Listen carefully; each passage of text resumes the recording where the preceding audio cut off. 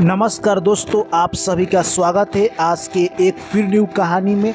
आज की कहानी में दोस्तों हम लोग देखने वाले हैं कि अपनी तुलना कभी भी दूसरों से ना करें। तो चलिए दोस्तों, बिना टाइम गंवाए कहानी को शुरू करते हैं।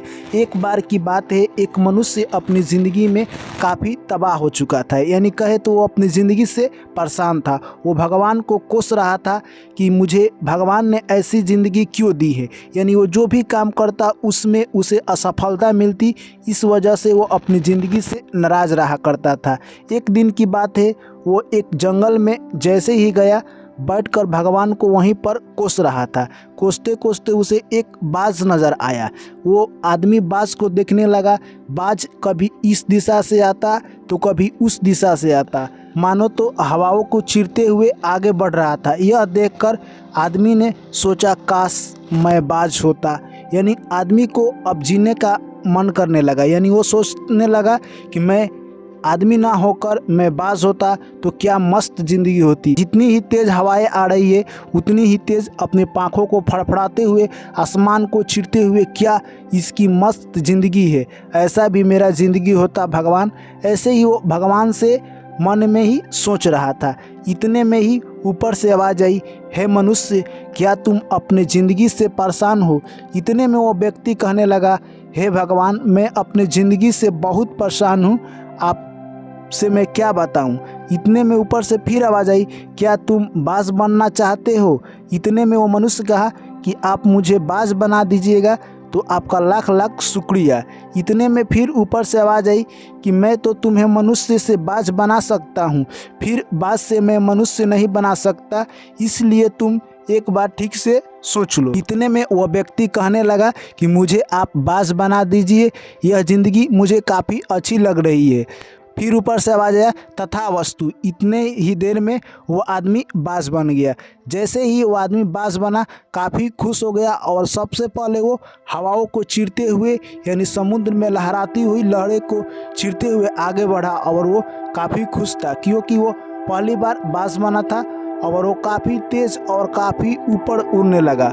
वो सोचा कि क्या मस्त ज़िंदगी है, यानी मनुष्य की ज़िंदगी से हमें यानी उबार मिला। अब मैं कितना मस्त ज़िंदगी जी रहा हूँ, यानी बाज बन के।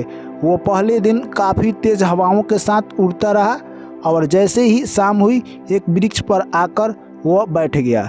अगले दिन जैसे ही सुबह हुआ, बाज जंगल से बहुत सारा लकड़ी तोड़ कर लाया और एक बहुत सा प्यारा घोंसला एक वृक्ष के ऊपर बनाया। अब बाज घोंसला बनाते बनाते इतना थक गया कि अब वो सोचने लगा कि इस घोंसला को रहने देता हूँ, मैं अब खाने की तलाश में निकलता हूँ। बाज खाने की तलाश में निकल गया। वो खाने की तलाश करते करते दोपहर के 1 बज गए। ऐसे ही देखते देखते शाम के 4 बज गए।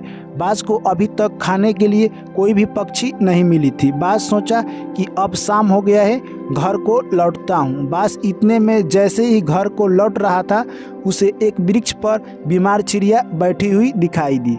बाज ने सोचा कि आज हमारे पास कोई खाने के लिए खाना भी नहीं मिला है और ये रास्ते में एक बीमार चिड़िया है, आज मैं इसे ही मारकर खा लेता हूँ। इससे क्या होगा कि हमारी भूख में थोड़ी सी तो राहत जरूर आएगी। बाज ने उस बीमार चिड़िया को मारकर खा लिया और अपनी भूख मिटा लिया। वहाँ से बाज सीधे अपने घोंसले में आ गया। फिर सुबह हुआ अगला दिन, फिर बाज यानी खाने की तलाश में जंगल की ओर निकल गया। बाज फिर आसमान में उड़ने लगा और आज भी खाना की तलाश करता रहा। दोपहर के 1 बजे, शाम के 4 बजे और ऐसे करते करते शाम हो गया। आज भी उसे खाना नहीं मिला। अगले दूसरे दिन, तीसरे दिन, चौथे दिन और 5वें दिन ऐसे ही हुआ। यानी इस तरह से उसके साथ रोज़ हुआ और वो जाता रहा जंगल और फिर आता रहा, उसे कोई भी खाना नहीं मिला। बाज अब थोड़ा सा कमज़ोर हो चुका था। एक दिन की बात है, यानी इतना जंगल में तेज़ आंधी आई कि उसका जो घोंसला बनाया था वो इतर बितर हो गया, यानी इधर से उधर बिखर गया। आंधी इतनी तेज थी कि बाज भी गिर गया। जैसे ही बाज गिरा, उसके पंख में एक नोकीला लकड़ी गड़ गया और बाज बुरी तरह से घायल हो गया। रात भर बारिश होती रही और आंधी तूफान चलता रहा। बाज जैसे तैसे एक पेड़ के नीचे छिपकर अपना रात गुजारा। जैसे ही रात समाप्त हुई, सुबह होते ही फिर से सूरज की लाली आ गई और चारों तरफ चिड़िया चहकने लगी और फिर से दिन खिल उठा। इतने में बाज सोचा, उठकर देखा तो उसका घोंसला समाप्त हो चुका है और उसके पंख इतने घायल हो चुके थे कि वो अब अच्छी तरह से पहले जैसे नहीं उड़ सकता था। वो जैसे तैसे उड़कर एक वृक्ष के ऊपर बैठा।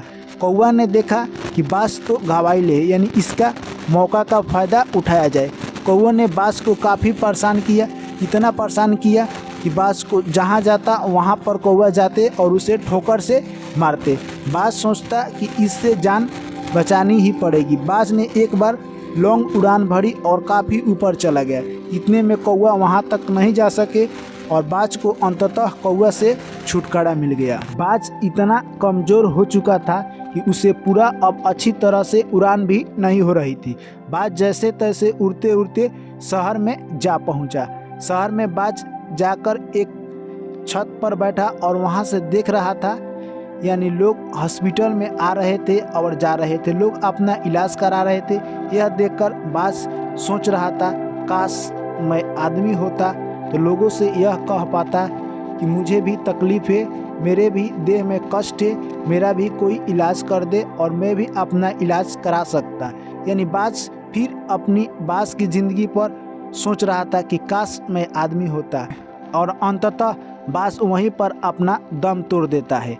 तो दोस्तों, इस कहानी से हमें क्या सीख मिलती है कि भगवान ने हमें जो भी ज़िंदगी दिया है, यानी जिस भी जीव में हमें जन्म दिया है, उसी में हमें बेहतर करने का प्रयास करना चाहिए, न कि हम अपना ज़िंदगी भूलकर हम ये सोचते कि काश मैं बाघ होता, काश मैं राजा होता, काश मैं खिलाड़ी होता, काश मैं हीरो होता।